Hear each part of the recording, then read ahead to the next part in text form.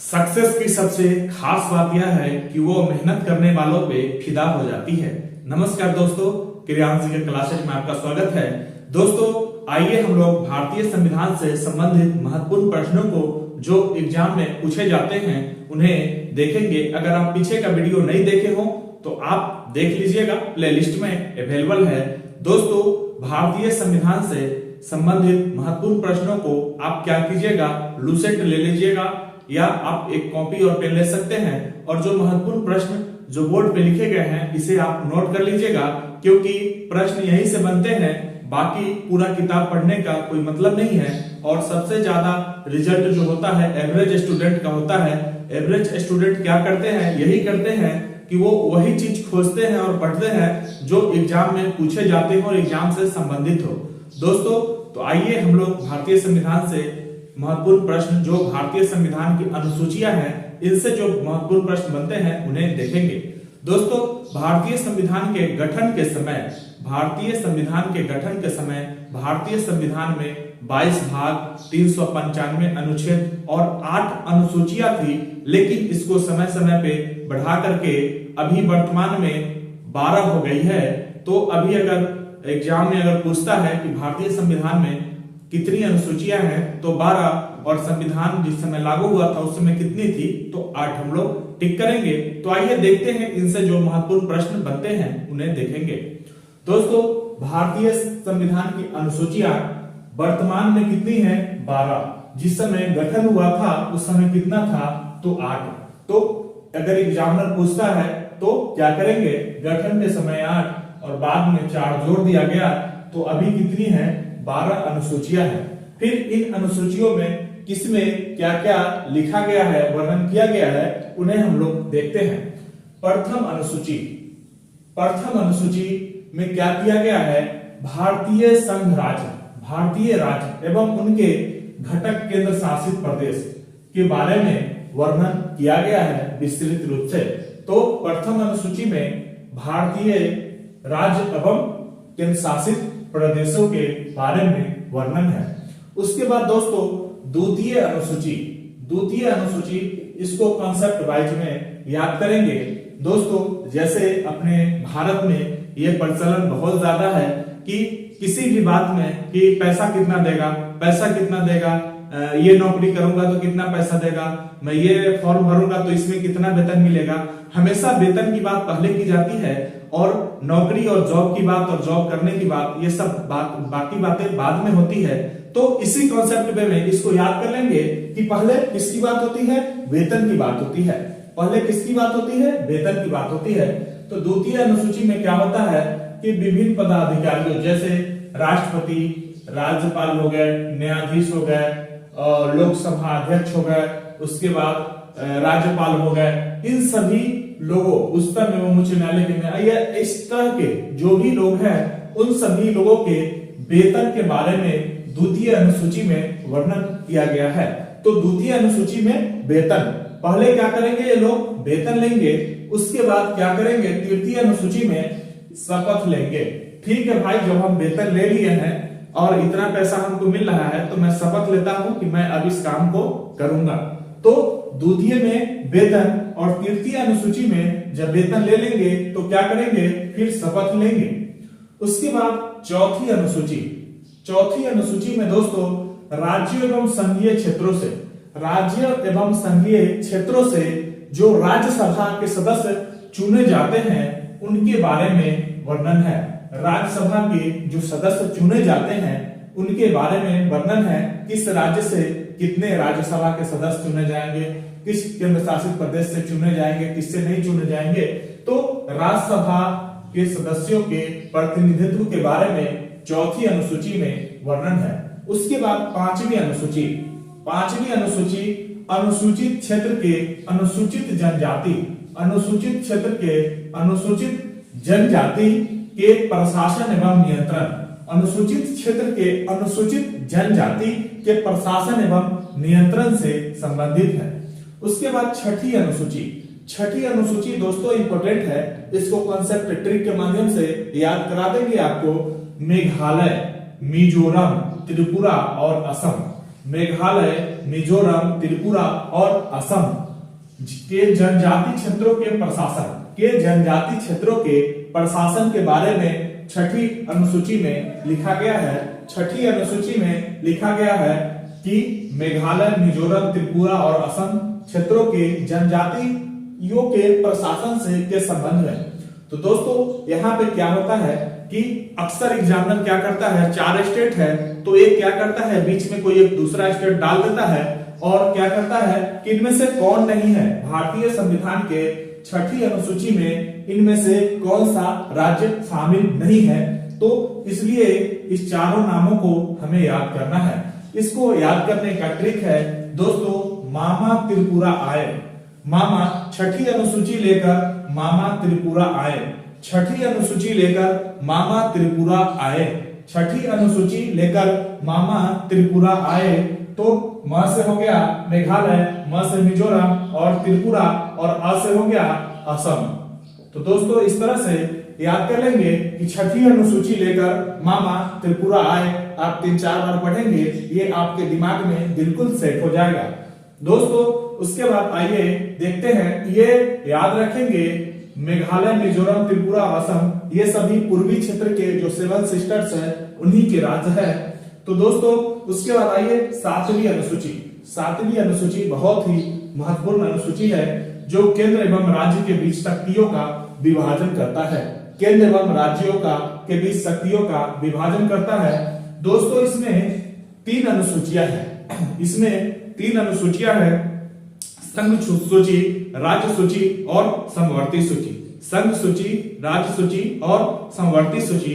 दोस्तों संघ सूची केंद्र शासित प्रदेश केंद्र से संबंधित है, संघ सूची केंद्र से संबंधित है, राज्य सूची राज्य से संबंधित है और समवर्ती सूची में ऐसे विषयों को रखा गया है जिसमें केंद्र एवं राज्य दोनों की सम्मिलित भागीदारी है।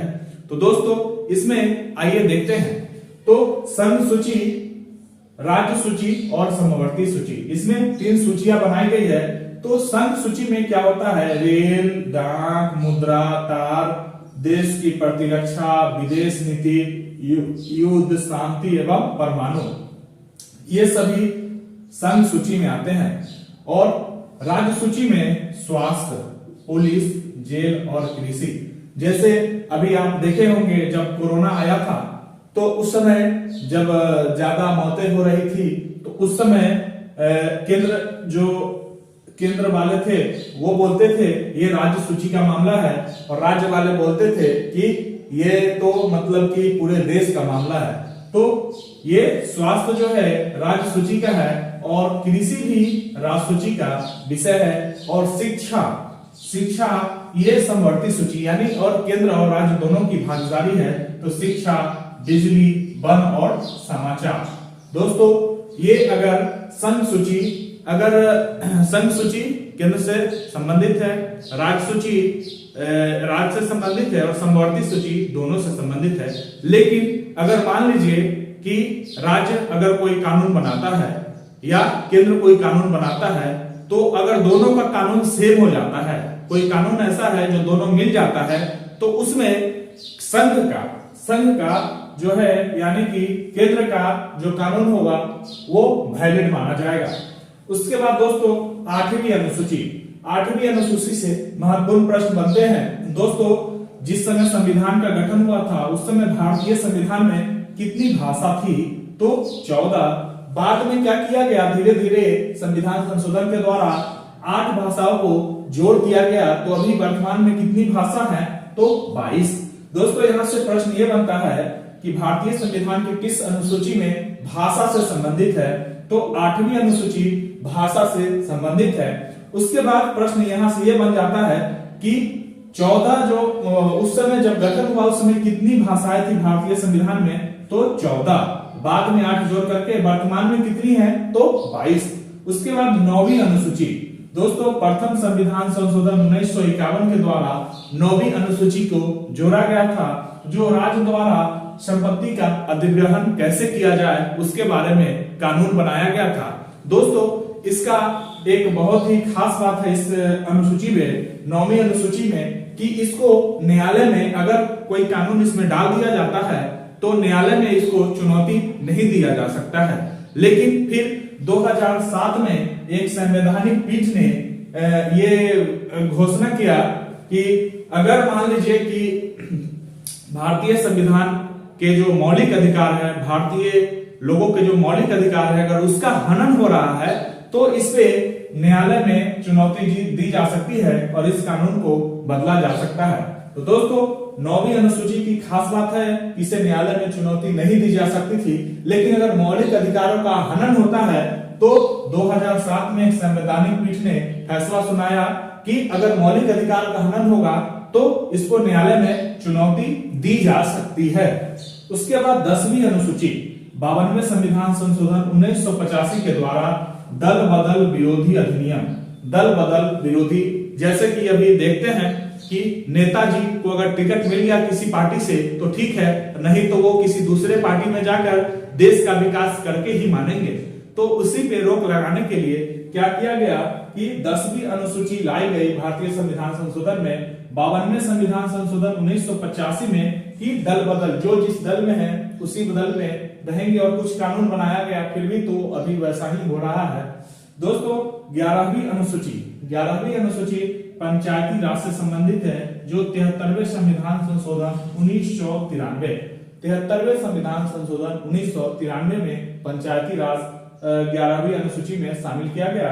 उसके बाद 12वीं अनुसूची शहरी से है, यानी 11वीं पंचायती से है और 12वीं शहरी से है, जो नगर निगम से संबंधित है, 74वें संविधान संशोधन 1993 में लागू किया गया। तो दोस्तों आइए देखते हैं इससे जो ऑब्जेक्टिव प्रश्न बनते हैं उनको एक बार देख लेते हैं। तो क्वेश्चन पूछता है भारतीय संविधान के गठन के समय भारतीय संविधान में कितनी अनुसूचियां थी, तो 8, वर्तमान में कितनी है तो 12। प्रथम अनुसूची में भारतीय राज्य एवं केंद्र शासित प्रदेशों के बारे में वर्णन है। द्वितीय अनुसूची में क्या होगा कि पहले वेतन लेंगे, फिर उसके बाद तृतीय अनुसूची में क्या करेंगे कि शपथ लेंगे। पहले वेतन लेंगे दूसरी अनुसूची में, फिर तीसरी में क्या करेंगे शपथ लेंगे। चौथी अनुसूची राज्यों एवं संशासित क्षेत्रों से राज्यसभा के सदस्य कितने और कहां से चुने जाएंगे, इसके बारे में वर्णन है। पांचवी अनुसूची में अनुसूचित क्षेत्र एवं अनुसूचित जनजाति के प्रशासन एवं नियंत्रण से संबंधित है। और छठी अनुसूची मेघालय, मिजोरम, त्रिपुरा और असम के जनजाति क्षेत्रों के प्रशासन से संबंधित है। इसका ट्रिक है, छठी अनुसूची लेकर मामा जी त्रिपुरा आए, छठी अनुसूची लेकर मामा त्रिपुरा आए, छठी अनुसूची लेकर मामा त्रिपुरा आए। उसके बाद 7वीं अनुसूची में केंद्र एवं राज्यों के बीच शक्तियों का विभाजन है। इसमें 3 सूचियां बनाई गई है, संघ सूची, राज्य सूची और समवर्ती सूची। संघ सूची में रेल, तार, डाक, मुद्रा, देश की प्रतिरक्षा, विदेश युद्ध एवं शांति एवं परमाणु से संबंधित है। और राज्य सूची में जो विषय है स्वास्थ्य है, पुलिस है, जेल है, कृषि है। और समवर्ती सूची में शिक्षा, बिजली, वन और समाचार। दोस्तों इसे याद रखने की जरूरत है, यहाँ से प्रश्न नहीं आते हैं, बस ऐसे ही देख लेंगे। 8वीं अनुसूची से प्रश्न बनते हैं, भारतीय संविधान के किस अनुसूची में भाषा से संबंधित है, तो 8वीं अनुसूची भाषा से संबंधित है। एक प्रश्न ये हो गया। दूसरा प्रश्न ये बनता है, गठन के समय, भारतीय संविधान के गठन के समय भारतीय संविधान में कितनी भाषा थी, तो 14, वर्तमान में कितनी है तो 22 भाषा है। उसके बाद 9वीं अनुसूची प्रथम संविधान संशोधन 1951 के द्वारा जोड़ा गया था। इसमें क्या है कि राज्य द्वारा संपत्ति का अधिग्रहण करने का कानून बनाया गया। और इसमें एक खास बात है कि अगर कोई कानून डाल दिया जाता है तो उसको न्यायालय में चुनौती नहीं दिया जा सकता था, लेकिन 2007 में एक संवैधानिक पीठ ने फैसला सुनाया कि अगर भारतीय संविधान के मौलिक अधिकार का हनन होता है तो उसको न्यायालय में चुनौती दी जा सकती है। उसके बाद 10वीं अनुसूची 52वें संविधान संशोधन 1985 के द्वारा दल बदल विरोधी अधिनियम नेताजी सबके लिए लागू किया गया था। उसके बाद 11वीं अनुसूची पंचायती राज से संबंधित है। 73वें संविधान संशोधन 1993, 73वें संविधान संशोधन 1993। तो इसको याद रखने का आसानी है। 11वीं अनुसूची पंचायती राज, 12वीं शहरी निकाय से संबंधित है और ये 74वें संविधान संशोधन 1993 में ही लाया गया था। दोस्तों इस वीडियो को आप 1 से 2 बार देख लीजिएगा, आपको आसानी से याद हो जाएगा। फिर इसके बाद आप ऑब्जेक्टिव कोई किसी भी बुक का ऑब्जेक्टिव जरूर बना लीजिएगा। इस चैप्टर से आपको सभी ऑब्जेक्टिव लगभग बन जाएंगे। अगर कोई छूट जाता है तो आप कमेंट बॉक्स में कमेंट कीजिएगा, आपको जरूर जवाब दिया जाएगा। दोस्तों अगर अच्छा लगा हो तो प्लीज लाइक, सब्सक्राइब और शेयर जरूर करिए। थैंक यू दोस्तों।